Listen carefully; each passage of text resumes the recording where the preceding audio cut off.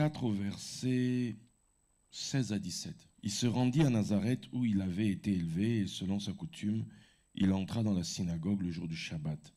Il se leva pour faire la lecture et on lui remit le livre du prophète Ésaïe. L'ayant déroulé, il trouva l'endroit où il était écrit. Verset 20. Ensuite, il roula le livre, le remit au serviteur et s'assit. Tous ceux qui se trouvaient dans la synagogue avaient les regards fixés sur lui. Ici, je voudrais attirer votre attention sur « il déroula et il roula ». Ésaïe 34, verset 4. Et après, on pourra lire Apocalypse 6, verset 13. Toute l'armée des cieux se dissout. Les cieux sont roulés comme un livre. Les cieux sont roulés comme un livre. Et toute leur armée tombe. Va maintenant dans Apocalypse 6, 13. Le ciel se retira comme un livre que l'on roule. Est-ce que ça vous dit que quelque chose commence à attirer votre attention là-dedans? Rouler, oui, quoi d'autre? Ciel et puis livre. En fait, chaque homme de Dieu, chaque enfant de Dieu, tout ce que vous voulez, tout le monde circule avec... On n'a pas les mêmes cieux sur la tête. On n'a pas le même ciel. Ok, pour que vous compreniez encore mieux. Osée. Osée 2, verset 23. En ce jour-là, j'exaucerai, dit l'Éternel, j'exaucerai les cieux, et ils, c'est-à-dire les cieux, exauceront la terre exaucera le blé, le mou et l'huile, et ils exauceront Jisraël. Quand Dieu dit qu'il exauce quoi en premier? Les cieux. Toi, tu habites où? Sur terre. Maintenant, qu'est-ce qui exauce ta terre? Les cieux. Mais les cieux eux-mêmes doivent être exaucés. Si on prend un exemple naturel, quelqu'un sur terre sème. C'est ça en fait. Il sème sur terre. Pour avoir du blé, il faut que tu aies la graine de blé, etc. Donc tu dois semer.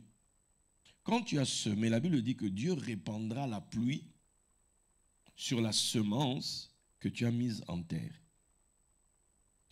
La pluie vient d'où? Des cieux.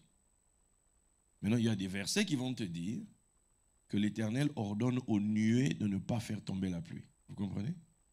Il y a des versets, tu vas trouver dans la Bible, où Dieu, tiens, le cas d'Élie, il ne pleuvra pas, il ne tombera pas de pluie si ce n'est à ma parole. Donc, quelqu'un sur terre peut faire tout le travail qu'il veut, mais les cieux ne font pas le leur. Puisque quand vous lirez dans votre Bible, dans le livre de Genèse, vous allez voir qu'on nous dit qu'il n'y avait pas encore d'homme pour labourer la terre. Or, l'homme qui laboure la terre va provoquer quelque chose, va provoquer qu'il pleuve. Il faut que la pluie maintenant se mette en mouvement pour qu'il pleuve. Quelqu'un me suit? Pourquoi je vous dis tout ça? Pour que vous compreniez que il y a ce que vous faites, vous, dans le naturel, dans la chair. Il y a ce que vous essayez de faire. Vous venez à l'église, vous repartez, vous faites ceci, etc., etc., qui est juste l'expression de la compréhension des choses que vous avez. Maintenant, mon peuple périt par quoi? En fait, ce qui te tue, c'est que tu manques de connaissances. Comment on sait que tu manques de connaissances? Par les choses que tu fais. C'est dans ton monde naturel que l'on peut déterminer que Tipo, ce gars ne sait pas. Cette dame ne sait pas. Par ta manière de faire. Ok? Donc, quand maintenant Dieu veut changer les choses, on dit soyez transformés par quoi? Renouvellement de quoi? L'intelligence. Ton ciel, c'est ça. C'est la tête. Ce qui représente les cieux chez toi, c'est ta tête. C'est ton intelligence. C'est la compréhension que tu as des choses, en fait. Ton ciel est à ce niveau-là. D'où maintenant on te dit, l'Éternel dit, puisque quand Dieu dit il exauce, c'est parce que des gens prient. Invoque-moi, je te... Mais le problème, c'est que cette réponse va suivre des canaux. Va suivre un circuit. Ce circuit va passer par ton ciel. Or, ton ciel, c'est la dimension de ton intelligence. Ton ciel, c'est la dimension qui dépend de ta compréhension du livre. Voilà pourquoi, en fonction des enseignements qu'on peut t'apporter, soit on vient, on roule, on retire ton ancien ciel, ton ancienne compréhension des choses, est retiré en fait. Ça engendre quoi? Ça engendre que l'armée des cieux, quelqu'un comprend? L'armée des cieux tombe. C'est-à-dire, les esprits qui étaient positionnés au-dessus de toi, qui te géraient, les esprits qui te faisaient peur, les esprits qui, bref, qui géraient ton surnaturel, tombent quand une nouvelle connaissance arrive.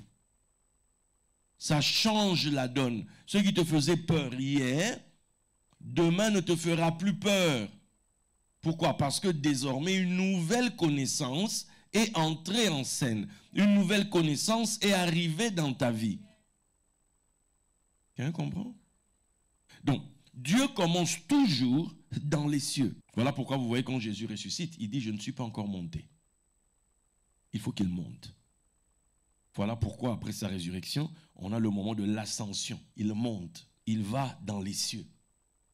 Il a un travail à faire dans ta tête. Il a un travail à faire dans ta compréhension des choses. Il a un travail à faire là-dedans. Et c'est là le grand problème que nous avons. C'est là que tu vas voir ce qui différencie les enfants de Dieu. Si tu lis ta Bible dans Genèse 1, tu vas voir que le deuxième jour, Dieu a fait quoi? Il a séparé les eaux. Il y a eu les eaux d'en haut et les eaux d'en bas. Donc, si tu vas maintenant dans l'Apocalypse, on va te dire, les eaux que tu as vues, ce sont des foules, ce sont des peuples, ce sont des langues, ce sont des nations.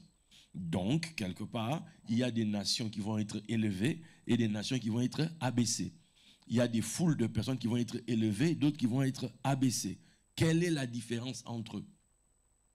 Entre les petits et les grands? Jérémie 5. Jérémie 5, 4 à 5. Je disais, ce ne sont que les petits. Conséquence, ils agissent en insensé.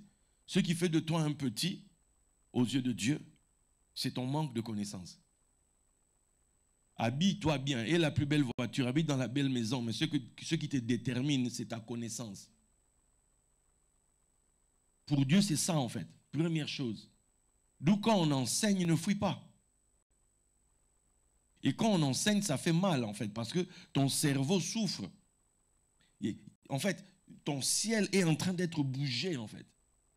Tes anges et les esprits qui étaient déjà positionnés, qui se nourrissaient de ton ignorance, sont en train de tomber. Essaie de tout faire pour rester là où ils sont positionnés. Mais plus on est en train de dévoiler la parole, plus on est en train de révéler de nouvelles choses, tes cieux bougent. Quelqu'un comprend? Tu es petit parce que tu es insensé, parce que tu ne sais pas. Ils ne connaissent pas la voie de l'Éternel, la loi de leur Dieu. C'est ce qui fait de toi un petit. Tu peux être âgé, en âge, mais si tu es ignorant, tu ne connais pas les choses. Pour Dieu, tu es un petit. Tu dois apprendre de celui qui sait. On continue. J'irai vers les grands, je leur parlerai, car eux, ils connaissent la voie de l'Éternel, la loi de leur Dieu. J'irai vers les grands. La différence entre les petits et les grands, c'est la connaissance. Alors maintenant, si vous regardez, il y a des nations qui sont en haut, des nations qui sont en bas. Quelle est la différence? Certains connaissent, certains ne connaissent pas. Dans le naturel, tu vas voir, il y a de ces pays qui investissent beaucoup dans leur budget national, le budget du gouvernement, pour l'éducation, pour la recherche. Ils mettent beaucoup d'argent là-bas. Pourquoi? Parce que c'est comme ça que leur pays peut rester grand. Mais il y a d'autres pays où ils ne s'en occupent même pas. Quand on met l'argent pour l'éducation, quelqu'un détourne ça. Comment voulez-vous qu'une nation devienne grande comme ça? On est plus prompt à danser qu'à s'asseoir et à réfléchir. Est-ce que vous me comprenez? Vous êtes censé me poser des questions. Jusqu'à présent, vous n'avez encore rien fait. Moi, à 18h, je pars d'ici. Si, j'ai un rendez-vous quelque part. Je dois aller récupérer des trucs. Maximum 18h30. Mais après, je ne peux pas. Oui, c'était prévu comme ça. Dieu commence par exaucer, à travailler tes cieux. Il y a une promesse dans ta vie. Il y a des paroles qui ont été dites dans ta vie. Écoute, tu peux avoir aujourd'hui de l'argent arrive dans ta vie. Ok, c'est très bien. Et moi, je sais, avec ce que Dieu m'a dit, ça peut t'arriver subitement. Il y a un monsieur là, j'ai posté ça dans notre groupe avec mon équipe, qui avait gagné, il y a 3 ans, si je ne me trompe pas, 172 millions d'euros à l'euro million. 172 millions. C'est là que tu aurais pu dire c'est millions, mais tu vois, même ça c'est millions. Là, il faut dire c'est millions. 172 millions, mes amis. Mais cet argent est arrivé dans leur vie avec lui et sa femme. Les deux là sont partis en vrille. Aujourd'hui, là, ils sont séparés. Le gars dit il retourne vivre avec sa maman. Non, façon de te dire que il ne suffit pas que l'argent arrive dans ta vie. C'est comme une couronne qu'on dépose sur ta tête. Mais si ta tête ne sait pas supporter la couronne, il y a des fois, Dieu ne te donne pas quelque part. Parce que justement, il sait que il ne va pas y arriver. Il va partir en vrille ici, donc il commence à insulter tout le monde dans l'église, tous vous faire voir, etc. Comme quelqu'un a dit, aller en enfer. Donc voilà. Donc, ce craquage paye qui à un moment donné, tu ne sais plus ce que tu dois faire. Tout ça pourquoi l'argent est arrivé dans ta vie. Dans la Bible, on te parle d'un homme qui a bâti la maison. On donne l'exemple. Un a bâti la maison sur du sable. L'autre a bâti la maison sur le roc. Quand vous lisez l'histoire, vous allez bien voir que la même chose arrive aux deux. La même chose. Les vents ont soufflé, etc. Et puis on dit la pluie est tombée. Or, la pluie, c'est le symbole de la bénédiction. La pluie, c'est le symbole de la bénédiction. Quand le ciel s'ouvre et que le ciel déverse sur toi l'abondance. Ce qui est en haut dépasse ce qui est en bas. Toi, tu as déposé une semence humaine, mais Dieu maintenant va... Parce que tu en appelles à comment on appelle ça? À ce que le ciel te donne ses ressources. Or, les ressources célestes sont illimitées. C'est nous qui sommes limités, mais le ciel est illimité. Tu jettes ta semence en terre, le ciel déverse. Il pleut. Wow. Dieu a exaucé le ciel déverse. Parce que le ciel est fermé ou ouvert, c'est à cause d'Élie. C'est Élie qui ouvre, c'est Élie qui ferme. Or, Élie, c'est le gars qui tient les mystères, les secrets de la parole. Moïse dit que mes paroles tombent comme la pluie. Tu vois? Donc, c'est Élie qui va venir ouvrir. Quand maintenant la révélation arrive, alors les paroles commencent à se déverser dans ta vie. Maintenant, imagine, la pluie tombe quelque part. Soudainement, tu deviens riche. C'est là qu'on va voir ta maison est fondée sur quoi? C'était sur du sable. La chair, la pensée profane, terre à terre, c'est là qu'on va vraiment voir qui tu es. Est-ce que tu t'es préparé à régner, à atteindre le pouvoir? Tu sais, des gens, ils passent des années à faire de l'opposition. Ils sont toujours contre, toujours contre, toujours contre. Même ici en France, ils sont toujours dans l'opposition. C'est comme s'ils se plaisent à être dans l'opposition. Le jour où on va leur dire qu'il faut gouverner, ils ne veulent pas. Quand c'est l'heure de gouverner, les gars, ils fouillent. Parce qu'ils ne sont pas préparés, en fait. Ils savent très bien que régner, ce n'est pas du jeu. Quand c'est l'heure de régner, c'est régner. Tu dois prendre les bonnes décisions, tu dois faire les bonnes choses, tu dois faire ceci, tu dois faire cela. Eux ici, là, quand 172 millions que nous, on attendait ici, que eux, là-bas, ils ont eu, ils n'ont pas su gérer. Donc, il ne faut jamais te dire, moi, je ne comprends pas ma vie, pourquoi moi? Papa, prépare-toi. Si ce n'est qu'une histoire de si Dieu veut te chicoter avec des millions, c'est facile pour lui. Tu arrives aujourd'hui, tu gagnes à l'euro million. Demain, tu gagnes au loto. Le jour d'après, tu gagnes je ne sais pas quoi. Le jour d'après, tu regagnes encore. Le jour d'après, ton petit frère gagne. Toute la famille, panique générale. L'argent est entré de manière grave chez vous. Vous n'étiez pas prêt. Quand c'est comme ça, tout le monde te regarde. Souvent, il y a l'expression bien-aimé Sambela Ibsanzamba Bachayoka.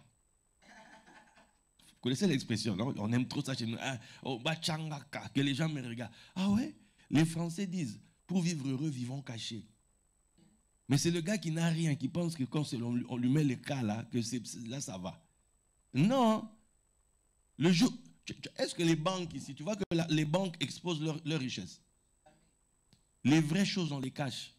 On ne les expose pas. Les gens qui font matalana, là, c'est qu'ils n'ont rien. Ceux qui aiment le matalana à fond, là.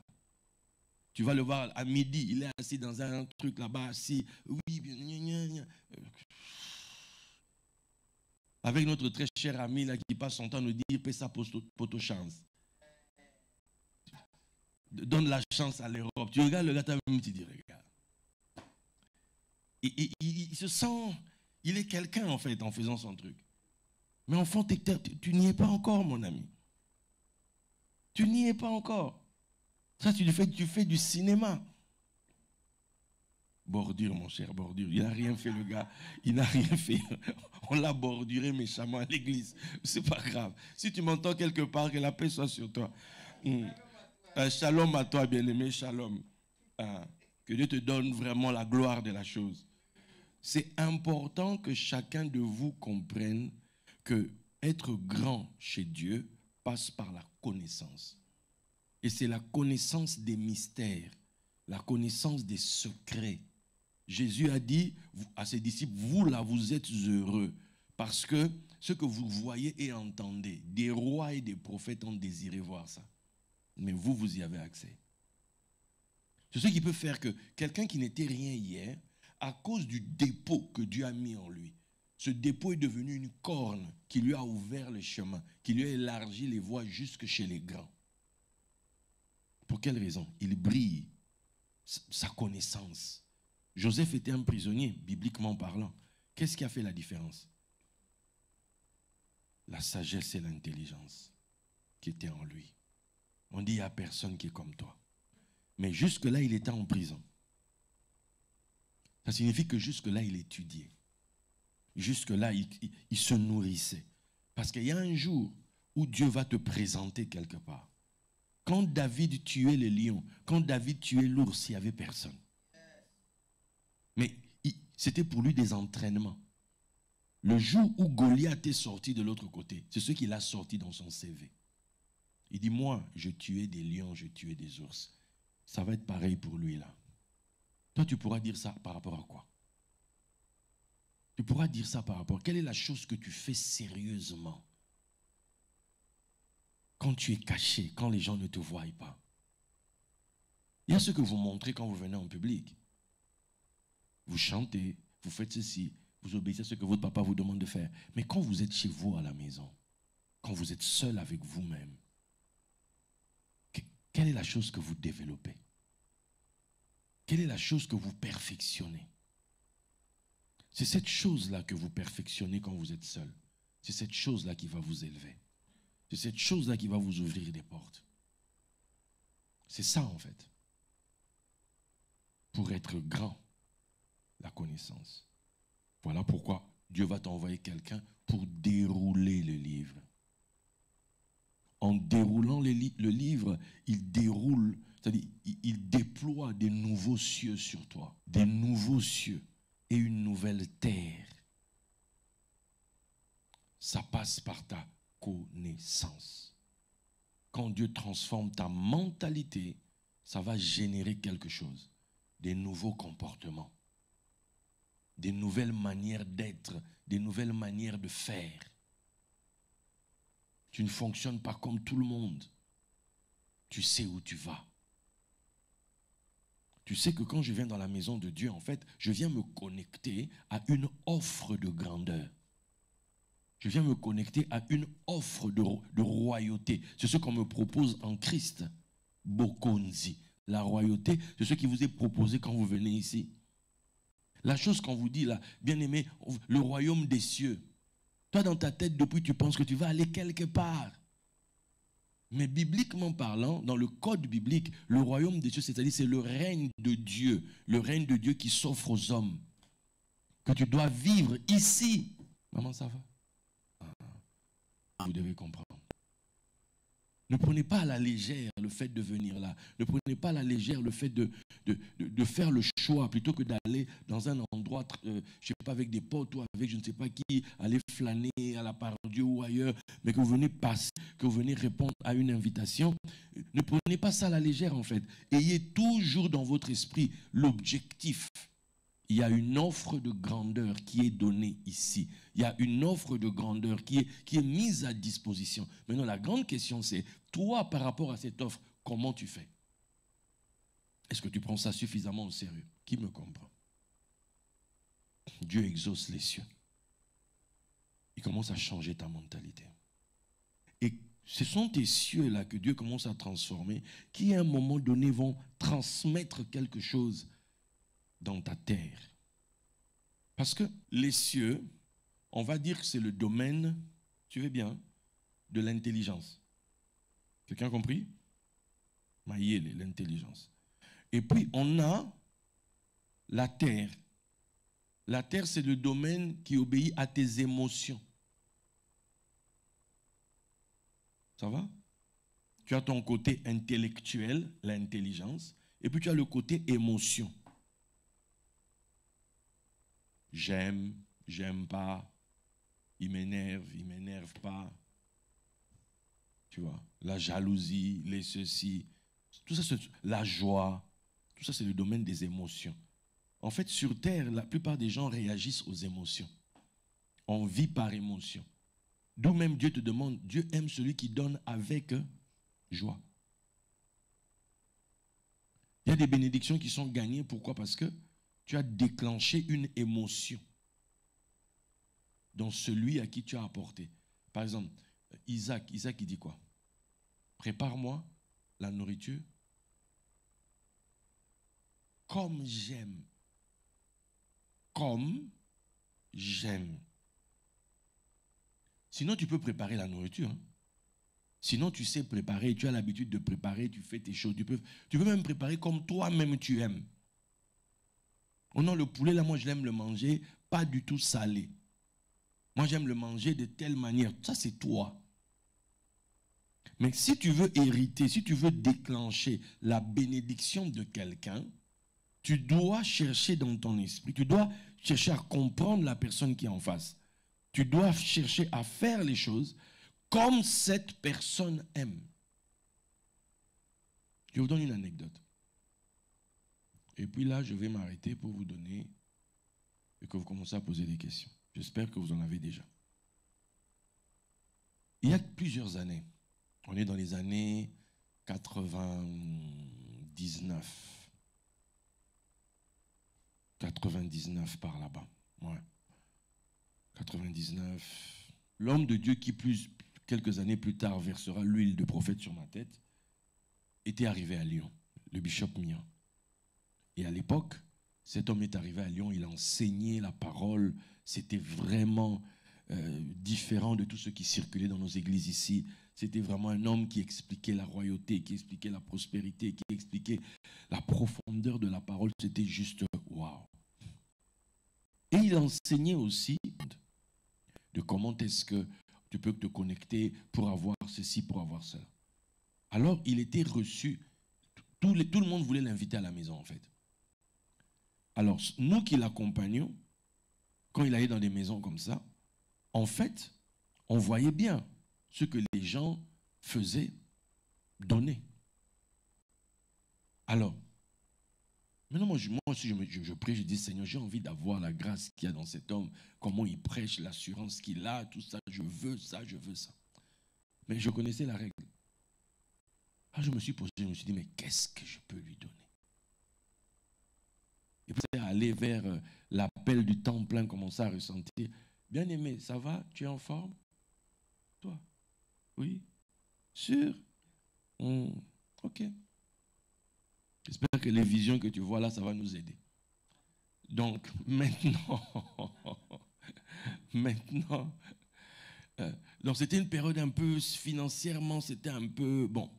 Mais je me suis dit, j'ai un peu regardé les cartes que j'avais, à l'époque je travaillais, les cartes que j'avais, mes réserves, mes ci, mes ça. Bon, mais je fais quoi? Je prie, et puis là, j'entends la voix de l'esprit qui me dit, mais regarde-le bien. Je me concentre un peu sur lui. Tu ne vois toujours pas. Je dis, mais tu ne vois pas ce qu'il aime? Puis j'ai réalisé qu'en fait, mais oui, il a une manière qu'il aime s'habiller. Quand j'ai découvert ça, direction Galerie Lafayette. J'allais trouver là-bas, il y avait une tenue, c'est-à-dire redingote grande comme ça, c'est-à-dire une tenue. J'achète la tenue, etc. Paf, je ramène ça à la maison. C'était de marque aussi, bon. Parce qu'on est quand même congolais, hein? Moi on commet ça là bien, une petite griffe. Maintenant, il devait venir à la maison. Alors quand il arrive à la maison, accompagné par d'autres personnes, et tu sais que tous les autres qui viennent là aussi, tout le monde veut savoir, ici, ils vont faire quoi? Parce que partout, il faut voir. Entre ceux qui lui donnaient des gros montants d'argent, entre ceux qui faisaient ci, qui faisaient ça. Mais il fallait toucher son cœur. Alors qu'on était à table en train de manger, tout ça, on peut rigoler. Même à un moment donné, lui-même nous disait, hein, s'il commence à sentir que vous voulez le faire traîner, en fait, quand vous lui parlez, lui regarde pour lui le ciel, il est plus comme ça. Et il faut qu'il parte. Et quand j'ai commencé à voir que ça commençait à prendre une tournure comme ça, il dit, pardon. Il dit, papa, je peux te voir? Il m'a dit, oui, on a quitté la table. Instant fatidique. Genre, ça passe où ça? Je l'amène dans la chambre où j'avais caché la chose. Et avant ça, je parle d'abord. La Bible dit, viens avec des paroles et avec des offrandes. Parle aussi. Il ne faut pas rester à bouche, parle. Donc, je lui explique, je dis, papa, actuellement, c'est un peu chaud, mais voilà, Dieu maintenant m'a vraiment mis à cœur de faire quelque chose pour que tu vois et que nanana. Et là, il m'écoutait ça. Il a dit, voilà pourquoi j'ai préparé ça. J'avais caché ça sous un drap, j'ai dévoilé la chose. Hein? Au même moment, il a crié, quoi? Comment tu as su? Dans son mouvement de cœur là, moi en même temps, je me mettais à genoux devant lui. Instinctivement, il a pris ses mains et l'a posé sur ma tête. Tu sais qu'à ce moment-là, quelque chose a traversé ma tête de là, tout le dos jusqu'en bas ici. Depuis ce jour-là, tu sais que je n'arrivais plus à danser comme un Congolais. Je danse mieux le coupé décalé. Comme ça, danser comme un Ivoirien. Mes pas sont devenus des pas d'Ivoirien. Et pourtant, moi, attends, non. Je suis Congolais. Tu vois un peu? Mais c'est parti de quoi? Quand je commençais à prêcher, des gens, je suis allé en Côte d'Ivoire, on m'a fait prêcher dans un endroit en ville, et des gens que je ne connaissais pas, un gars qui vient, il me demande, excusez-moi, je dis oui, vous connaissez le bishop Mia? Je demande pourquoi.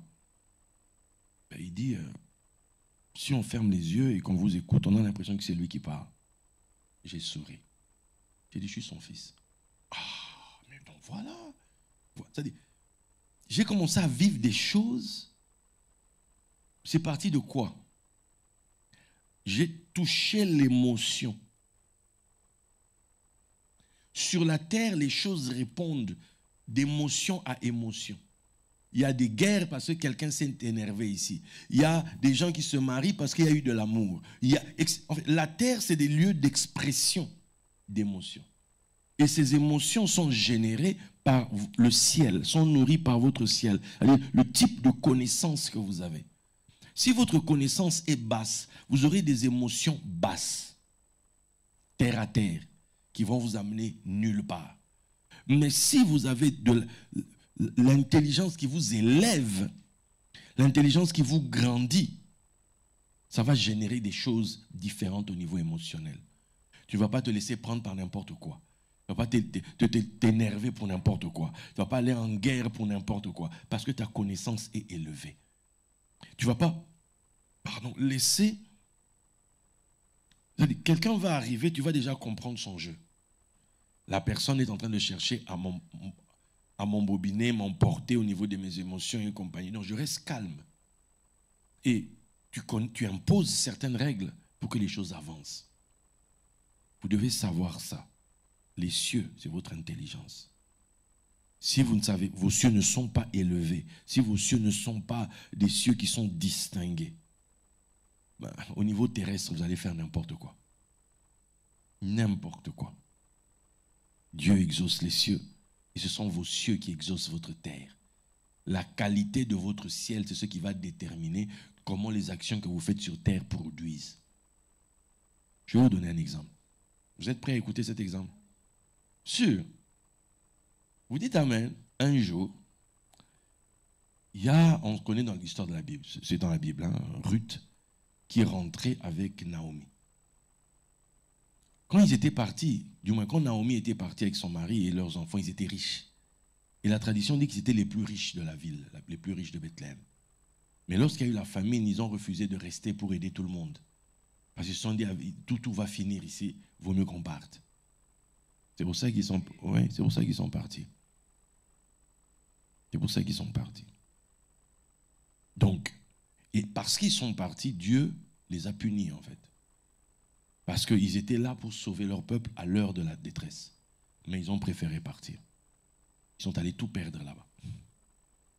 10 ans après, Naomi est revenue. Les mains vides. Avec une belle fille qui a choisi de suivre. Il y avait Ruth et puis Orpa. La tradition va nous dire plus tard, lorsqu'il y a eu la guerre, David et Goliath, Goliath était le fils de Orpa. Et David était le descendant de Ruth. Donc c'était une histoire où maintenant un défi entre les deux. Une qui avait choisi de rester et l'autre qui avait choisi de partir. Vous comprenez?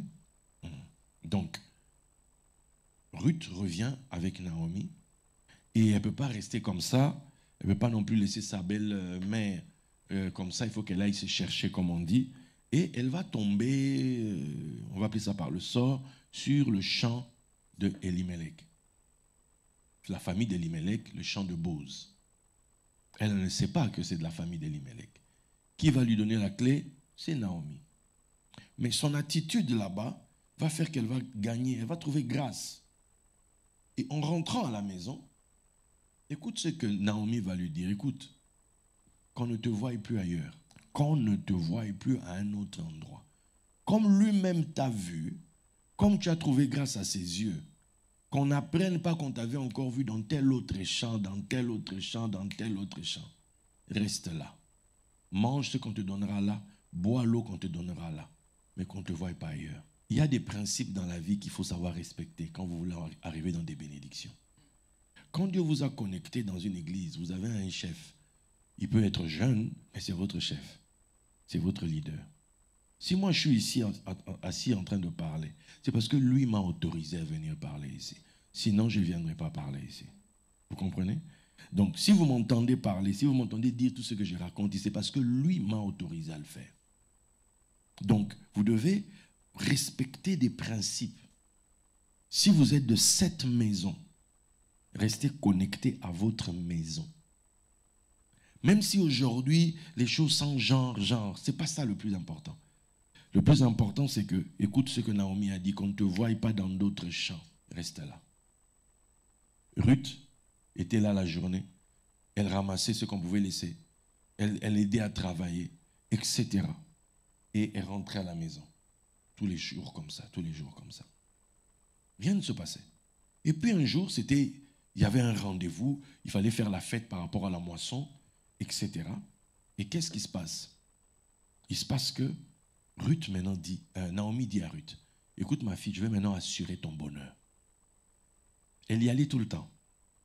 Mais un jour, sa fidélité à cet endroit a généré qu'il y a eu une avancée qui allait lui être favorable.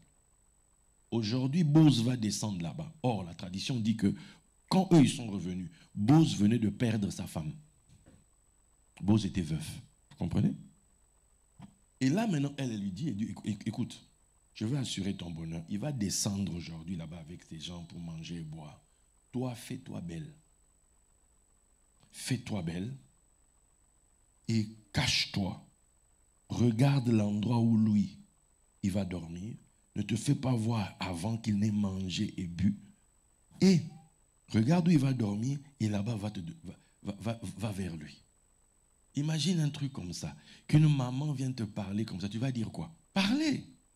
Je vous ai posé une question. D'autres vont me dire Gloria Deus. Allez-y. Ouais. C'est un exemple. C'est vous qui avez demandé, vous avez accepté l'exemple. Hein? Allons jusqu'au bout de l'affaire. C'est-à-dire que c'est en tant que maman, elle lui donne une affaire pratique. Là, on est dans du pratique, on n'est pas dans du spirituel. En fait, c'est la qualité de ton spirituel qui va te donner la capacité de faire certaines choses que d'autres personnes n'oseront pas faire. Vous avez compris? Parce que tu as une compréhension des choses différentes, une compréhension élevée des choses. Donc, il y aura des choses que tu vas être emmené à pouvoir faire que d'autres ne pourront pas faire. D'autres ne pourront pas faire. Tu vois? Parce que toi, ton ciel est haut. D'autres, le ciel est bas. Ce jour-là, tout le monde savait que Bose venait.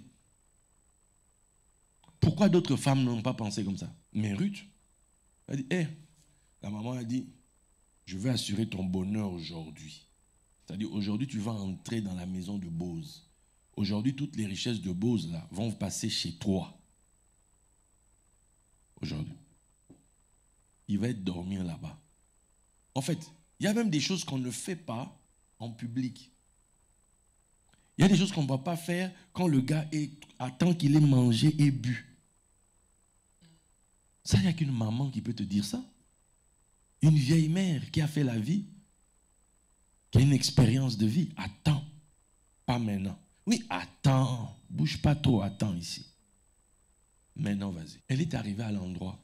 Elle s'est jetée à ses pieds. Le gars dormait. La Bible dit qu'il dans la nuit, il a eu une frayeur. C'est chaleur aux pieds ou quoi, je ne sais pas. Le papa s'est réveillé en pleine nuit. La tradition dit qu'il a demandé, es-tu un esprit ou une personne? Elle dit, je suis une personne. Elle a demandé, es-tu marié ou célibataire? Ouais. Elle dit, je suis Ruth, ta servante. Étends ton aile sur moi, épouse-moi. Voilà. Tu vois? Et maintenant, lui il dit, écoute, hein, lui il dit, ce que tu viens de faire ici dépasse tout ce que tu as fait depuis tout le temps que tu étais là. Ça dépasse. Parce que tu n'as pas choisi les jeunes gens. Parce qu'il y en a plein ici.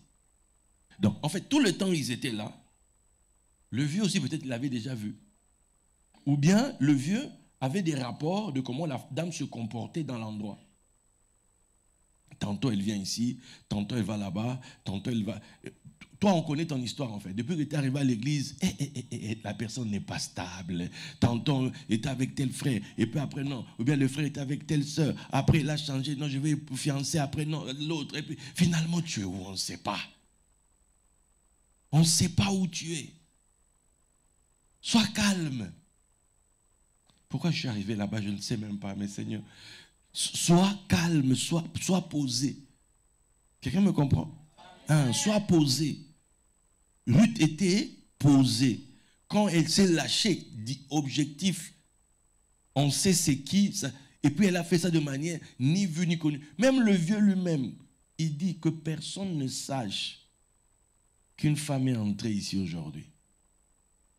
Vous qui aimez tout, prendre des photos, exposer tout. Les vraies choses ne se font pas devant les gens.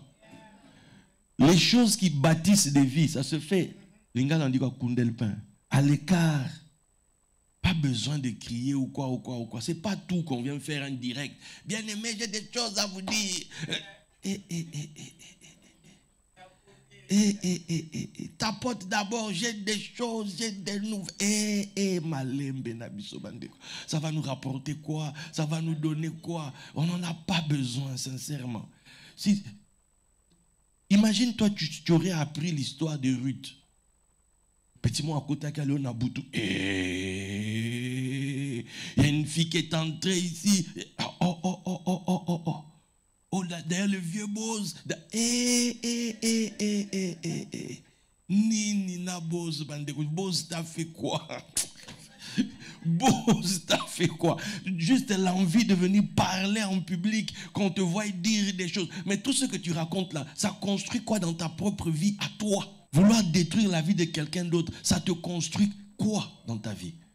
Tu ne sais pas que quand tu sèmes la destruction, c'est ce que tu vas récolter toi aussi. Ce genre de choses, les constructions se font quand la maturité est là. La maturité. Quand Dieu veut emmener la grandeur dans vos vies, Première chose qu'il veut vous donner, c'est la maturité. Ne soyez plus des enfants, soyez des matures. Soyez des matures. Ce n'est pas tout qu'on va parler, ce n'est pas tout qu'on va faire du bruit, ce n'est pas tout que tu aies l'envie. Non, soyez calme, soyez posés. Bâtissez le royaume, bâtissez l'œuvre de Dieu. C'est-à-dire, vous savez, les affaires n'aiment pas là où il y a trop de bruit. Non. Il y a des affaires que les gens signent. Vous ne savez même pas où est-ce qu'ils ont signé ça, ils ont causé quand, vous n'êtes pas au courant. Le jour où ils apparaissent devant vous, c'est le jour où tout est déjà fait. Ne laissez pas le monde vous dicter ses façons de faire. Vous êtes l'église de Dieu. Vous êtes la maison de Dieu. Vous êtes un endroit où, une maison royale. Et dans une maison royale, c'est une maison de secret. On n'expose pas les choses. On n'expose pas. Mais par contre, on suit une règle. On suit une façon de faire. Il y a des principes d'honneur. Si on doit exposer quelque chose, c'est quand on doit honorer. Ne tombez pas dans les histoires où on t'appelle devant ici pour te... Comme on a fait à l'autre.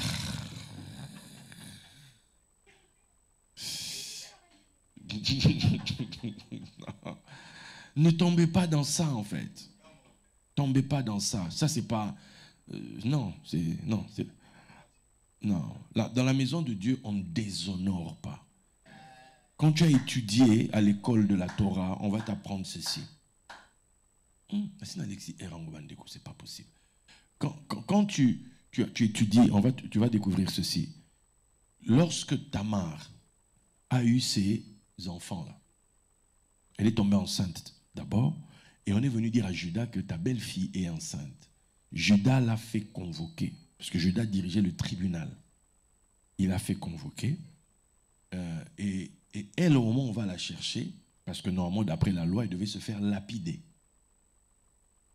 Elle avait déjà récupéré les éléments.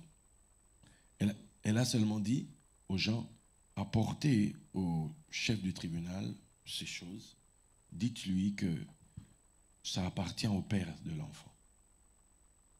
Les gens à qui elle donne ne savent pas à qui ça appartient, puisqu'elle a recouvert les choses. Et lui, quand il a ouvert, il a reconnu ces éléments. Et il va dire, elle est plus juste que moi. La tradition dit en fait que elle a prouvé par là qu'elle était plus grande que lui-même, le chef du tribunal. Pourquoi? Parce que d'où la tradition dira que il vaut mieux pour quelqu'un d'aller en enfer que de faire partie de ceux qui déshonorent quelqu'un. L'enfer est mieux. Vous comprenez ça? Est-ce que vous avez compris la subtilité? Elle a préféré, elle, mourir plutôt que de salir cet homme. Qu'on t'attrape jamais dans des histoires comme ça. Où c'est toi qui veux salir, où c'est toi qui veux rendre... Non, qu'on t'attrape jamais dans ce genre de choses.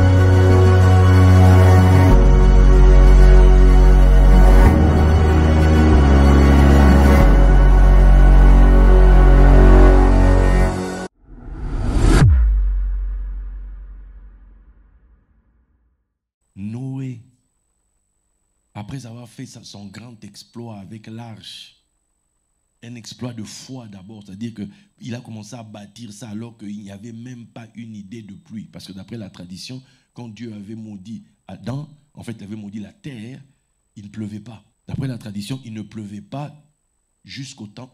Il s'est mis à pleuvoir au temps de Noé, en fait. Il ne pleuvait pas, d'après la Bible. Donc, il dit aux gens qu'il va pleuvoir une pluie telle que tout va être détruit. Les gens disent, ça ne va pas. De quoi tu parles? Le gars fait un exploit. Il a bâti son arche pendant des années. Une tradition dit qu'il aurait bâti ça pendant 120 ans. Et il parlait, personne ne croyait. Il parlait, personne ne croyait. Et puis un jour, la pluie tombe. Ça emporte tout. Il est devenu l'héritier de la justice qui s'obtient par la foi.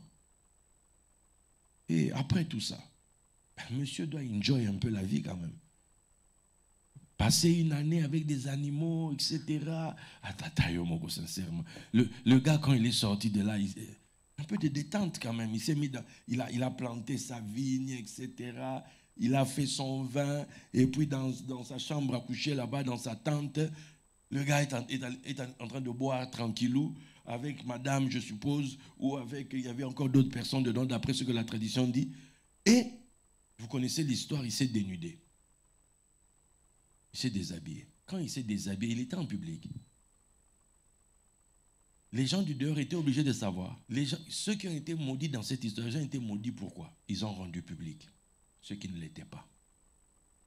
Si la personne voulait que ce soit public, il allait le faire publiquement. Mais lui-même sait que publiquement, et ça ne va pas aider les gens. Il a fait chez lui, sous sa tente. Maintenant, toi, tu es qui pour prendre une chose qu'il a fait sous sa tente pour venir l'exposer en public? Bon, l'histoire biblique nous dit que quelqu'un l'a fait. Ça générait quoi? Ça générait que désormais, le positionnement des enfants était maintenant clair. Voici celui qui va dominer sur vous, celui. Parce que lui, à ce moment-là, il a couvert. Lui, il a couvert. Quand vous êtes dans une maison, votre leader ici, il n'est pas parfait. Soyons clairs, c'est un homme. Il est jeune, il n'est pas parfait. Comme lui-même le disait ici, il n'a pas toutes les grâces. Il fait avec ce qu'il a. Et c'est avec ce qu'il a là, qui fait qu'aujourd'hui, vous êtes devant moi et je suis en train de parler. Vous comprenez ça? Hein? Donc c'est votre chef. On ne touche pas au chef. On ne touche pas au chef. On l'honore, on le respecte à cause du manteau qui est sur lui. On le valorise. Et je vois comment il est. Ce n'est pas non plus un chef dictateur qui met des 2000 coudées autour de lui ou compagnie. Non, il est avec vous, il rigole, il est cool avec vous. Mais que ce cool l'attitude-là ne vous trompe pas. Que ça ne vous trompe pas. Tenir les uns les autres. Parce que s'il faut régner demain, je donne un exemple. Je donne un exemple. On parlait de 172 millions tout à l'heure. Imaginons que les leaders ici, puisqu'il était aussi à la Conféaf, Dieu le visite, bim, un genre de 100 patates. 100 patates. Donc, c'est en fait parce que vous ne savez pas en fait les choses comment elles sont. Les gens qui suivaient Jésus, qui souffraient avec lui, Jésus leur a dit, quand je serai sur mon trône, vous serez sur 12 trônes. Donc, leur vie à eux aussi allait changer. C'est parce que nous, on est dans des milieux d'église où, comme on ne connaît pas les profondeurs, on ne sait pas en réalité qu'est-ce qu'on fait ensemble. On ne développe pas un esprit communautaire, une communauté de destin, qu'on est ensemble. Exemple, 100 patates, comme j'ai dit. Il sait que, qui sont les gens qui me servent dans cette église?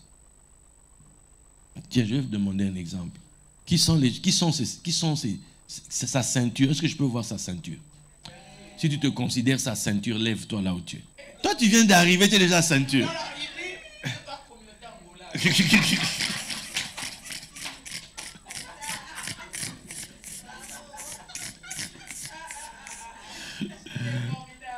Non, j'admire sa foi, Non, sincèrement, le gars a compris très vite. Non, et mon téléphone va sonner là bientôt. Donc, c'est pour vous dire que Il y a des personnes qui, si lui, il perce, doivent absolument monter avec lui. C'est comme ça les choses du royaume. Parce que quand tu montes, tu vas découvrir que là-bas, tu es seul. Parce que de l'autre côté, tu te retrouves avec des gens, tu te dis, lui, là, il me suit à cause de mon argent ou à cause de moi. Vous comprenez? Donc, il y a un problème de confiance. D'où Dieu commence avec toi très bas et il va te donner des gens avec qui vous allez galérer ensemble. Des gens qui t'ont suivi pas parce que tu avais des millions, mais parce qu'ils avaient ressenti que tu as quelque chose de Dieu. Et ces gens-là t'ont servi. Ils ont servi Dieu en te servant toi. Vous comprenez? C'est comme ça en fait. Et vous devez être fidèle sur ce jeu-là parce que ce que Dieu lui a promis à lui, de toutes les manières, Dieu va le faire avancer en fait. Et lui, vous vous battez avec lui à ses côtés. David s'est retrouvé, il avait des promesses. Attendez, il faut que je coupe ça, ça va sonner dans 2 minutes ici. David avait des promesses de Dieu. Avait des promesses de Dieu. Et il est allé chez Saül travailler. Quand Saül a voulu le tuer, il a fui. Que nous dit la Bible? Dans la grotte d'Adoulam, ses frères sont venus. Des gens qui avaient des problèmes de ceci, de cela, ils sont venus entourer David. Ils ont fait de lui leur leader. Partout où David allait, les gens là étaient avec lui. Les gens là étaient avec lui. Le jour où David est devenu roi, eux aussi ont régné avec lui. Ils sont devenus la nouvelle élite du pays, les nouveaux grands du pays. C'est eux là. En fait, chaque fois qu'une église se forme, chaque fois qu'il y a un leader et un groupe, c'est ce même principe qui s'active. C'est ce même principe. Vous ne le servez pas en vain. Vous ne travaillez pas ici en vain. Si Dieu accomplit ce qu'il a dit avec lui, vous devez savoir que vous faites partie du contrat, vous aussi. Vous devez savoir combien? Vous devez comprendre ça en fait. Et maman, Sarah Myriam Musungai, toi, tu dois comprendre que tu es la reine du royaume. Et en tant que reine, tu dois avoir une attitude, une façon d'être qui ne chasse pas les gens de lui, mais au contraire, qui les attire. Parce que c'est toi qui rends la chose possible. Si tu es juste comme d'autres que je vois,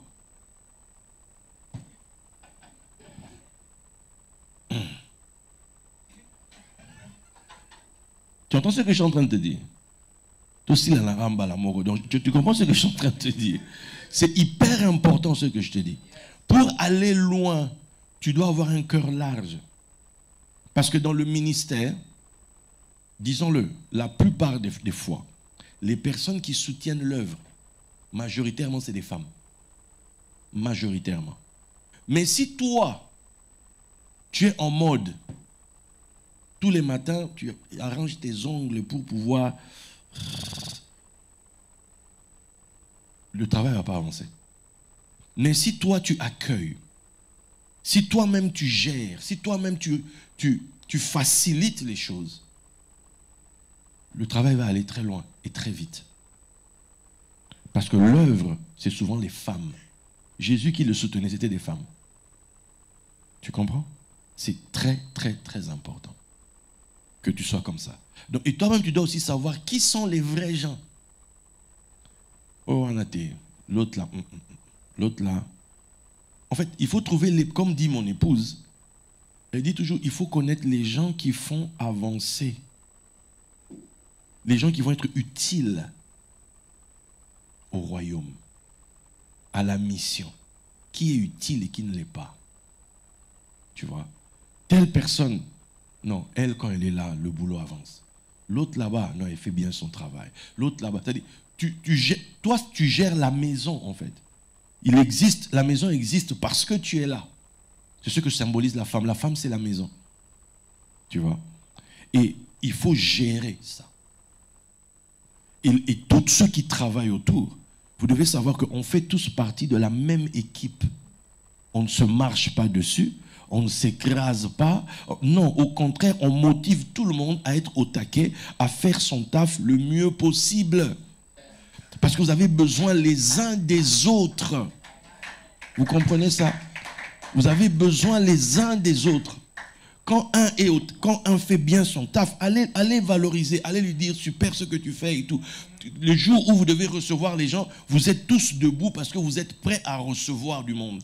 Quand le culte se termine, vous pouvez faire des débriefings. Comment s'était passé ceci? Pourquoi ça? Non, il faudrait qu'on fasse mieux ça, il faudrait qu'on fasse mieux ceci. Parce que c'est vous, en fait, l'équipe.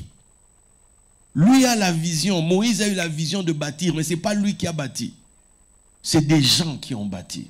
C'est des gens qui ont épousé sa vision. Et Moïse est venu et a dit, oui, c'est comme ça que je voulais. Et quand le cœur de Moïse est d'accord, est content, alors la Shekinah descend. Vous devez épouser sa vision. Papa, qu'est-ce que tu veux? Et chacun de vous met son talent à contribution. Chacun de vous met ses qualités à contribution. Moi, je voudrais comme ça. T'es sûr? Ok. Attends. Je t'appelle tel. J'avais vu quelqu'un quelque part qui peut faire. Vous allez voir. C'est ça? Oui, c'est ça. Ok. Papa, c'est quand même cher. Hein? Bon, on va voir. Entre vous, vous regardez ce qui est possible, ce qui ne l'est pas, etc. C'est comme ça qu'un travail avance. C'est comme ça que ça avance. Dès le moment où il y a une team qui est en place, il y a une tête et un corps, vous allez voir que les gens autour, la foule, va commencer à venir. Parce que la foule va se greffer. La team, c'est comme, vous voyez le corps humain, il y a une tête, il y a le squelette à l'intérieur, le crâne et puis les os. Ça, c'est la team. Maintenant, la foule, c'est tout le reste qui va venir se greffer dessus. Ça va se poser parce qu'il y a une équipe. Maintenant, vous qui travaillez là, vous devez savoir que vous avez part à ce qui lui a été dit. S'il devient grand, vous serez grand avec lui. Si vous travaillez bien, dans 10 ans, vous tous en fait. Ce n'est pas juste une personne, c'est vous tous.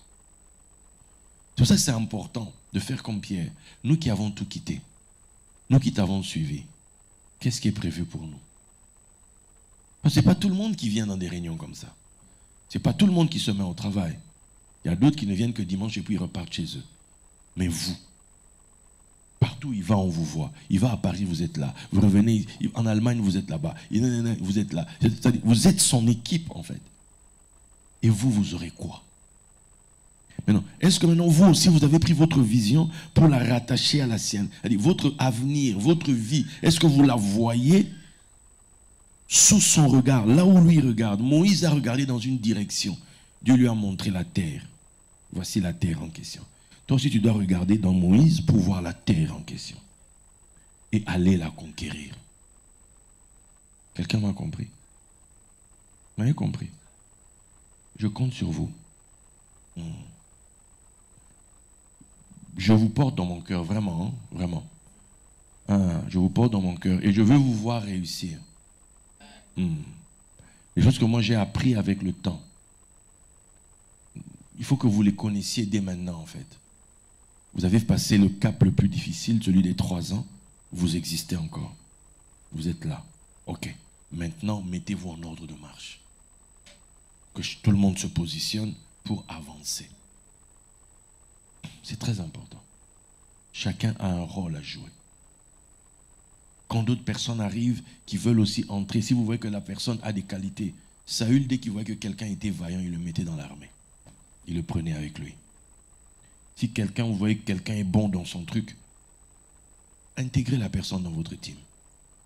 Observez-la d'abord, ses comportements, ses attitudes, et puis mettez-la un peu en mode probation pour voir, et petit à petit, vous l'intégrez. Pourquoi? Pour travailler. Mais la règle parmi vous, ça doit être, on ne touche jamais au chef. On ne le salit pas. On ne le déshonore pas. On ne lui manque pas de respect. On l'honore. Celui qui ne fera pas ça, il me trouvera sur sa route.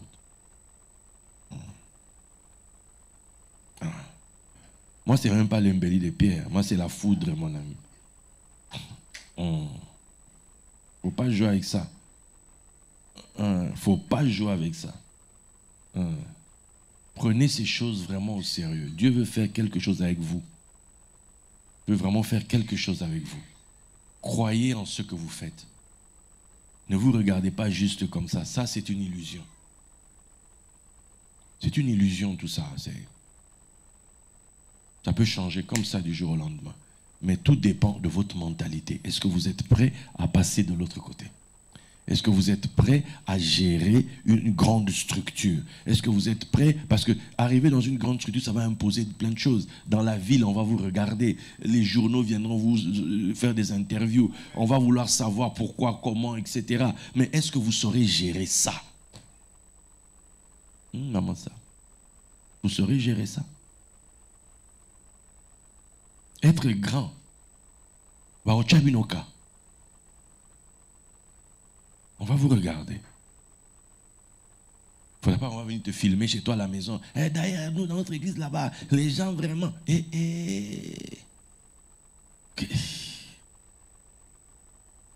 Non, c'était nous. Nous, on avait fait comme si. D'ailleurs, maintenant... C'est maintenant qu'il faut parler. C'est maintenant qu'il faut mettre à plat les choses. Si tu as des revendications, c'est maintenant qu'il faut les exprimer, les mettre en ordre. Voilà. Et puis, deux personnes ne peuvent pas marcher ensemble sans s'être mis d'accord. Mettons-nous d'accord et avançons. Passons des contrats ensemble s'il faut les passer et avançons. Le jour où les choses se font, toi, Caleb a marché avec Josué. C'est au bout de 45 ans, depuis le jour où on lui avait dit, il est revenu avec son contrat. Josué, tu étais là le jour où Moïse avait dit, est-ce que tu peux me donner? On dit oui, papa, je te donne ça. C'est comme ça qu'on fait les choses. Pose-toi la question, tu sers cet homme, quel est ton intérêt? Et il faut vous parler. Et trouver un deal.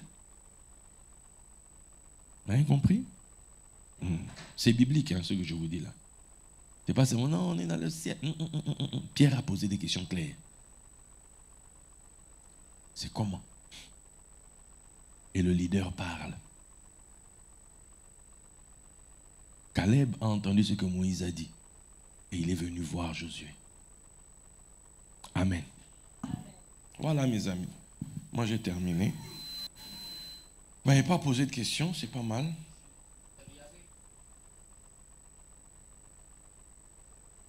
Mais ils ont refusé de poser des questions. Mais c'est ce qu'il fallait qu'ils fassent, ils n'ont pas voulu le faire. Ah non, mes amis, ça c'est vraiment, c'est abusé, ça, c'est vraiment abusé.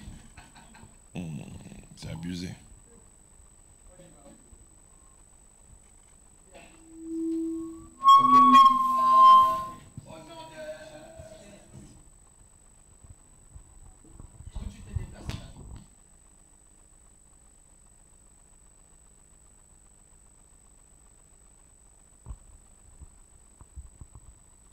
Ok, en fait, moi, ma question, c'est par rapport à quand on dit les secrets qui se trouvent entre les dieux d'Abraham, Dieu d'Isaac, Dieu de Jacob.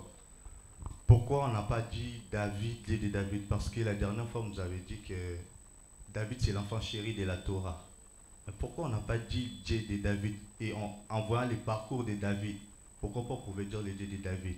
Et aussi, Moïse, pourquoi pas non plus? Parce qu'il a fait aussi un miracle qui a marqué l'humanité en Égypte. Et c'est ça la question. Et la deuxième, c'est Jésus est avec les 12. Ben, lorsqu'on voit dans le Nouveau Testament, on peut prendre que Jacques, Pierre, Jean et Jude, les autres, ils n'ont pas écrit. Pourquoi? Et l'apôtre Paul, il est venu après, il a écrit plus. Mais Marc, Luc, ils n'étaient pas ensemble avec Jésus comme ça. C'était juste mes deux questions. Oui, mais je n'ai pas compris la deuxième en fait. La deuxième, pourquoi les autres? Jésus avait 12 disciples. Mais pourquoi on voit que plus dans le Nouveau Testament, on voit que Pierre, Jean et Jude déjà qui ont écrit, les autres n'ont pas écrit. Ouais. Tu sais, dans la vie, il faut être simple. Hein? Pierre, il faut être simple. Bon, je vais essayer de répondre. La première question concernant Dieu d'Abraham, d'Isaac, de Jacob. Quand on dit la tradition explique que David était venu demander justement, parce qu'il voulait lui aussi que Dieu puisse se faire appeler de son nom à lui. Dieu de David, éternel, l'Élohim de David. Donc David avait demandé, d'où vous verrez un verset dans l'Écriture où il dit, éprouve-moi, sonde-moi. Quand Dieu l'a éprouvé, c'était l'histoire de Bathsheba. Et David n'a pas pu. Ok? Mais Dieu fera quand même de David le 4e pilier de son trône. Les 3 piliers étant les 3 pères. Chacun des pères a été éprouvé. Dieu ne va pas se faire appeler de ton nom s'il ne t'a pas d'abord testé, éprouvé. Tu passes par des épreuves et que tu dois réussir en fait. C'est quand tu réussis que maintenant, on va t'appeler de ce nom. Il se fait appeler Dieu d'Abraham, d'Isaac et de Jacob parce que ce sont les pères, si on part dans la symbolique. Parce qu'il y a encore plein de choses à dire en dessous, mais bon, je vais pas... Ce sera pour une prochaine fois, cet aspect-là, mais retiens juste pour aujourd'hui que ce sont les 3 pères, en fait. Ce sont les 3 pères du peuple. Tu vois? C'est avec eux, Abraham reçoit la promesse, il transmet à Isaac. Isaac, c'est lui qui, parce qu'il a obéi à Abraham, qui permet à la bénédiction de passer. Tu vois? Il y a de ces choses, en fait, que Dieu dit à un homme, que quelqu'un transporte, mais tant que c'est toujours en lui, ça ne se manifestera pas. Il faut qu'il y ait quelqu'un qui reçoive ça. Faut que, tu vois, un homme peut être là, un homme, un mâle, est plein de semences. Son corps produit de la semence tous les 70 jours environ. Jusqu'à la fin de sa vie, un homme peut en produire jusque très tard, jusque même la veille de sa mort, à plus de 92, 100, je ne sais pas. Son corps produit encore de la semence. Il n'est pas comme une femme. Mais cet homme-là, s'il n'y a pas même qu'une femme, une seule, même une pygmée, je ne sais pas, mais une femme, qui accepte de prendre sa semence, son nom va être effacé. Il n'aura pas de descendance. Tu vois ce que je veux dire? Donc, quand quelqu'un est un envoyé de Dieu, qui a des paroles, qui a de ceci, il a un moment donné, pour que la chose de Dieu passe, il faut qu'il ait un disciple. Il faut qu'il ait quelqu'un qui accepte de mourir dans sa main. Quelqu'un qui accepte de dire, Isaac pouvait fuir. La tradition dit qu'il avait 37 ans. Abraham 137. Mais quand Abraham a sorti la corde, il n'a pas fui. Il s'est laissé lier. Tu vois? À cause de ça, il a permis à la bénédiction d'Abraham de traverser. C'est là que Dieu dit, maintenant Abraham, je sais. C'est à cause d'Isaac. Et Isaac va donner naissance à 2 fils. Et Jacob, qui devient Israël, c'est lui chez qui on va maintenant voir les 12. On peut même dire 13 à cause de Dina. Okay? C'est avec lui, en fait, que ça va... Tu vois? Donc, c'est normal qu'on ne cite que ces 3-là. Ce sont les 3 étapes avant la grande explosion. Ça te va pour cette première partie? Bon. Donc, David, quand même, il y a eu ce débat-là chez les Juifs, où quand même Dieu lui a permis d'être le 4e pied du trône. Tu vois, parce que tu vois les sièges, il y a 4 en dessous. Voilà, David doit devenir l'un des 4. D'où quelque part, tu verras Élie qui vient parler à un roi en disant ainsi parle l'Éternel, le Dieu de David ton père. Là, il parlait au roi. Le Dieu de David ton père. Tu vois? Mais dans la formule consacrée, c'est toujours 3. Bon. Maintenant, concernant les apôtres et compagnie, tu dois savoir que la Bible que tu lis a été composée. Composée dans des conciles des catholiques. Il fut une époque, à l'époque d'Irénée, il y avait plusieurs évangiles. Plusieurs textes qui circulaient. Plusieurs. Qui ont même été découverts il n'y a pas longtemps ici, vers les grottes de Nag Hammadi, la mer morte. On a découvert plein des documents d'avant.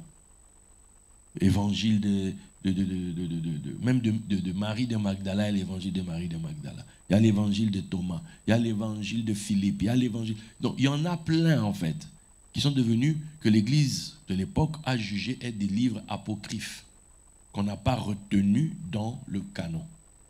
Paul même, ses écrits avaient été rejetés.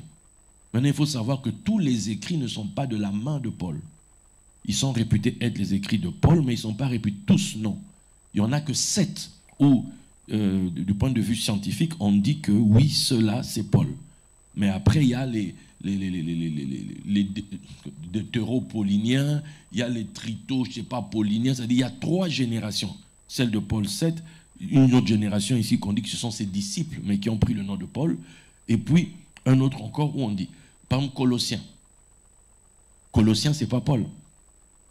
Tu vois, Colossiens n'a pas été écrit par Paul. Paul n'est jamais allé à Colosse. Au moment où Paul écrit, on dit qu'il a écrit Colossiens, la ville de Colosse avait été détruite par un tremblement de terre déjà quelques années auparavant. Mais lui n'y est jamais allé, tu vois.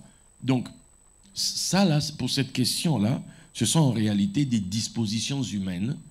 On veut dire que Dieu a géré quand même ça pour qu'on ait ce texte, qu'on ait l'essentiel du Nouveau Testament qui nous permet quelque part de nourrir notre foi et abreuver l'expérience divine au-dedans de nous.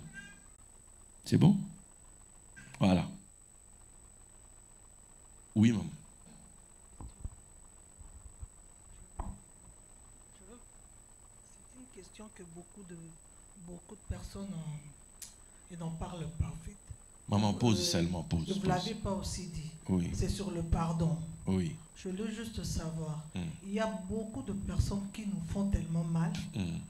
On peut dire, bon, je suis chrétienne, je le pardonne, mais je le mets loin de moi, sans lui dire que non, j'ai été pardonné. C'est bien ou c'est mauvais? Bon. Comme on dit à Lingala, Azala Bongo, Azala Musika, ici dans l'Imbusier. C'est bien pour une chrétienne. Ok. Le principe du pardon réside sur ceci. Pardonne-nous comme nous pardonnons à ceux qui nous ont offensés. Puis la Bible nous dira dans Psaume que le pardon se trouve auprès de l'Éternel afin qu'on le craigne. Ok? Donc le premier qui pardonne, c'est Dieu lui-même. Ok? Et le pardon de Dieu, comment ça se passe? On le voit dans la Bible, le jour du grand pardon, le souverain sacrificateur va au-delà du voile. Et quand il revient de là-bas, c'est là qu'il vient bénir les gens. Pourquoi je donne cet exemple? Parce que tous ont péché et sont privés de la gloire. Donc si Dieu nous pardonne, il doit faire quoi? Comment nous on sait qu'il nous a pardonné? Comment on sait? Tous ont conséquences. Donc, Zahana Nukuna. Maintenant, tu as demandé pardon. Ou Dieu lui-même t'a pardonné. Comment toi tu sais que tu es pardonné? Parce qu'il t'a ramené. Parce que la gloire est revenue dans ta vie. Tu ne peux pas dire que tu as pardonné à quelqu'un sans changer le statut de la personne. Maintenant, on ne te demande pas forcément, parce que c'est là maintenant que ça va révéler si les blessures sont toujours là ou pas. Quand j'ai pardonné à quelqu'un, je dois être prêt, en fait, à fonctionner. Imaginons que la personne... Parce qu'il y a des gens à qui tu pardonnes, mais lui-même, en fait, il s'en fout. Ok? Il y a des cas comme ça. Donc, tu lui as pardonné, c'est toi-même qui te libères. Mais lui-même, comme cette relation ne l'intéresse pas, il ne va pas aller au-delà. Donc, à Fanny Nekuna, toi aussi, tu ne cherches pas, en fait. Parce que peut-être que les saisons ont changé aussi, tu n'as pas tant besoin de la personne, tu as commencé à construire ta vie différemment. Mais si c'est quelqu'un qui t'était proche, et que toi, tu estimes que tu lui as pardonné, et que la personne était en demande, tu es obligé de restaurer la personne dans la relation qu'il avait avant. Sinon, comment est-ce que la personne sait que tu lui as pardonné? Et comment toi-même tu te prouves qu'effectivement tu lui as pardonné? Puisqu'il est toujours en mode Azalakuna. Voilà. Tu vois. Bon, on pourra prêcher une prochaine fois hein, sur le pardon et compagnie. C'était pas l'objet, c'était pas le... Tu vois. Voilà, il y a tellement de choses à dire que...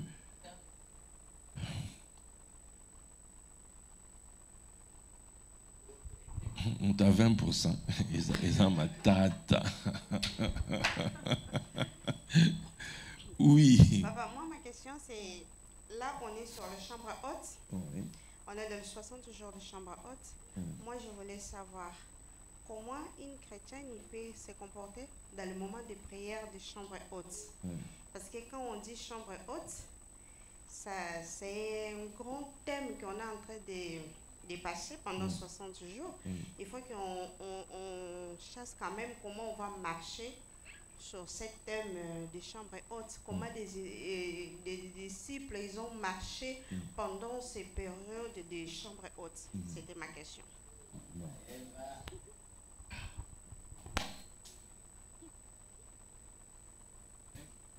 Je sais. Je suis dans mon... Tu m'avais demandé de naturel. Je suis naturel. Aussi pourtant, bon. Non, en fait, qu'est-ce que je veux dire? Comment je peux te répondre? C'est que on n'était pas là avec les disciples. Tout ce que l'on sait, c'est ce qu'on lit dans la Bible. Mais on oublie souvent que c'était des hommes de même nature que nous. La meilleure manière de vivre, c'est le plus simplement possible. Avec un cœur sincère, un cœur vrai. C'est ça la meilleure des manières. La meilleure des manières, c'est, on a notre leader, qu'est-ce qu'il nous demande de faire actuellement? On le fait ensemble. Il a besoin de nous parce qu'on va partager la parole, on est là pour partager la parole. Il a besoin de nous pour qu'on prenne le temps de la prière, on prend le temps dans la prière. En fait, il ne faut pas vous compliquer en fait dans la tête. Plus vous découvrez la simplicité dans votre cœur, plus vous allez trouver un équilibre. Plus vous êtes en équilibre avec vous-même, vous le serez avec ceux qui vous entourent. Et ça va vous donner de vivre encore mieux en fait.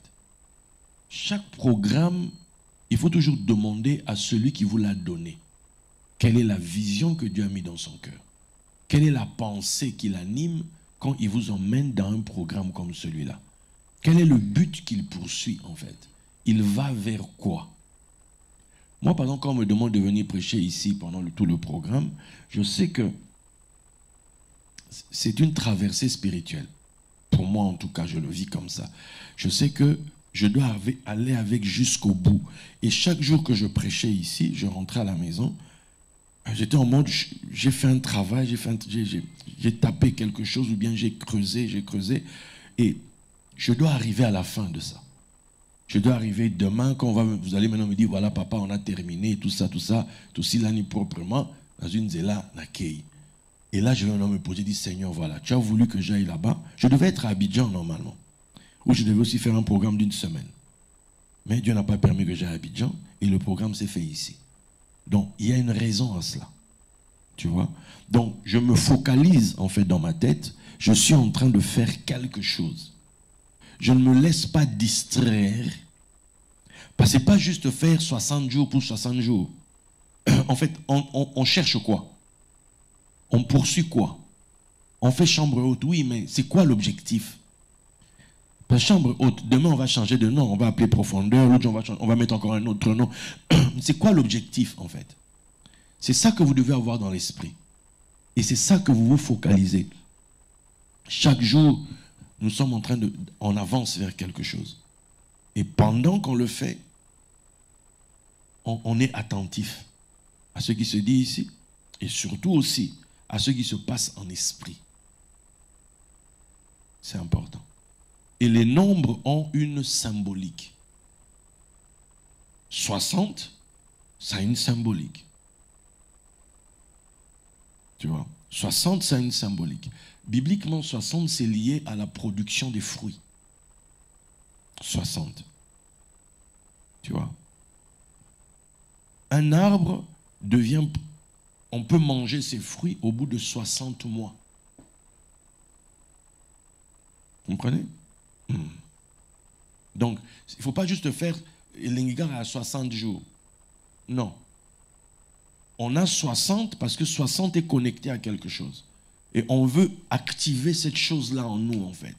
On veut activer la fertilité. On veut activer la fécondité. On veut activer la production, en fait, qu'il y ait des producteurs dans l'église, des gens qui vont produire. Dieu doit ouvrir ça dans les gens, en fait. Tu vois? Chambre haute, on monte, on est dans les hauteurs, où on découvre des choses. Dieu nous ouvre l'intelligence, Dieu nous ouvre l'esprit, Dieu nous donne des secrets qu'on ne connaissait pas, nous révèle sa parole telle qu'on ne la connaissait pas avant. Dieu nous révèle ça. Voilà. C'est bon la réponse? Voilà. C'est bon? Je peux? J'ai une question. Maman. Vas-y. J'ai une question. Alors, vous nous avez parlé de la richesse. Oui. En disant que la richesse était le service, la dîme était le service des riches. Et que vous nous avez donné certains exemples concernant les hommes riches dans la Bible, notamment Salomon, et qui sont liés à des biens matériels. Qu'est-ce que la richesse selon vous? À quel moment devons-nous nous considérer comme étant riches? Ta question, elle est liée à la pratique de la dîme, c'est ça? Oui. Ok. Comme je l'ai dit, ma sœur, l'autre jour, j'avais dit, j'avais pas de tableau. Eh ben, pas quand je viens au tableau comme ça.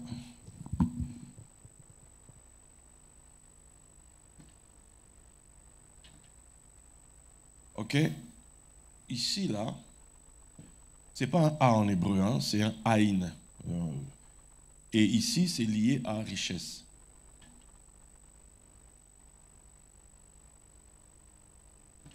Le M, là, le même, c'est... ça parle d'un mouvement, mais qui tire son origine.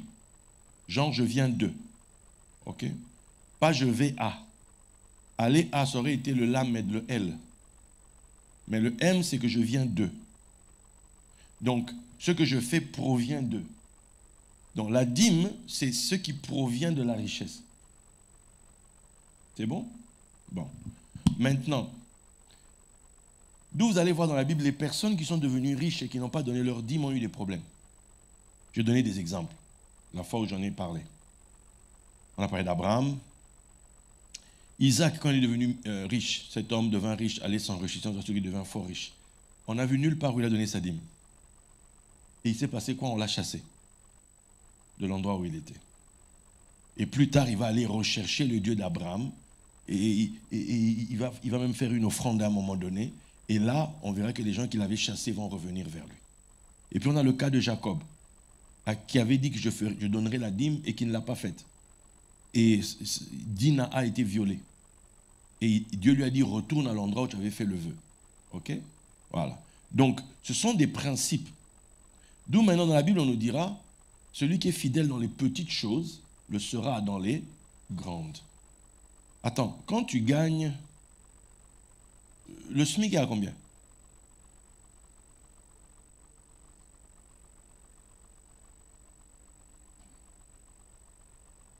En net ou en brut? Aujourd'hui, c'est 1400 net.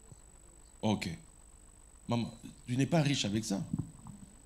Disons les choses. Tu vois? Tu n'es pas riche avec ça. D'où, quand tu donnes la dîme de ça, c'est celui qui est fidèle dans les petites choses. Tu es en train de dire à Dieu, tu as vu ce que je fais avec le peu que j'ai. Permets-moi de le faire avec beaucoup. Permets-moi de te donner vraiment la dîme quand je serai riche. Vous comprenez? C'est pour ça qu'on donne la dîme, qu'on conseille aux gens de donner la dîme. Tu vois? De donner la dîme avec ce peu-là.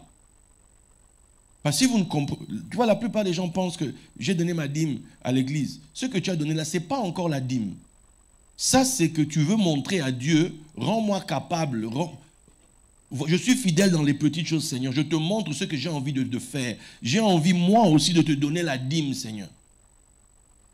Vous comprenez? Seigneur, j'ai envie de te donner la dîme, moi, de te servir avec la dîme, c'est-à-dire le service des riches. Alors je te montre ma fidélité dans les petites choses en t'apportant ma dîme, mon peu là. Vous comprenez ça? Ouh. Ça t'a répondu? C'est très important à comprendre ça. Très, très, très important. Si vous comprenez que c'est une histoire de royaume, au final, il y a la richesse spirituelle, la connaissance, etc.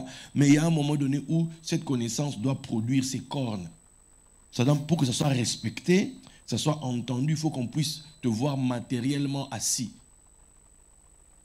Mais quand tu deviens riche, ça signifie qu'on attend de toi un certain service. La dîme déjà, premièrement.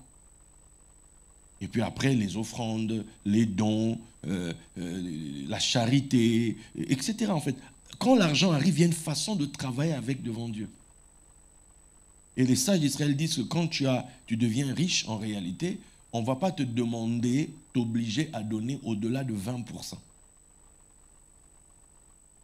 au-delà de 20%. Celui qui veut, ta dîme c'est 10, mais maintenant on te dit 20 parce que ça inclut les pauvres, les ceci, etc., etc. 1/5. Vous avez compris? Ça va? Moi je vais m'arrêter ici. Il y a encore une question? Non, c'est bon, c'est fini. Ouf, merci Seigneur. Je vais pouvoir y aller. Donc mes amis, je vous donne rendez-vous demain. N'oubliez pas ce dont on a parlé hier sur le Quran. Que chacun, celui qui peut, il fait les 1000, comme on a dit, et je prierai pour la personne ou les personnes demain. Celui qui ne peut pas, qu'il fasse le meilleur. Pour quelle raison? Parce que David dit, je ne peux pas donner à Dieu ce qui ne me coûte pas. Parce qu'on vit sur terre où tout le monde veut s'en sortir. Mais ce qui différencie les uns et les autres, c'est ton implication personnelle, la valeur que tu accordes aux choses. Si une chose a de la valeur pour toi, eh bien tu vas vivre sa manifestation dans ta vie. L'onction que tu honores, c'est celle qui va couler sur toi. Si une chose n'a pas de valeur pour toi, ne t'en fais même pas. Elle ne va même pas te toucher un peu. Elle ne va même pas te visiter. Amen. Amen. Voilà.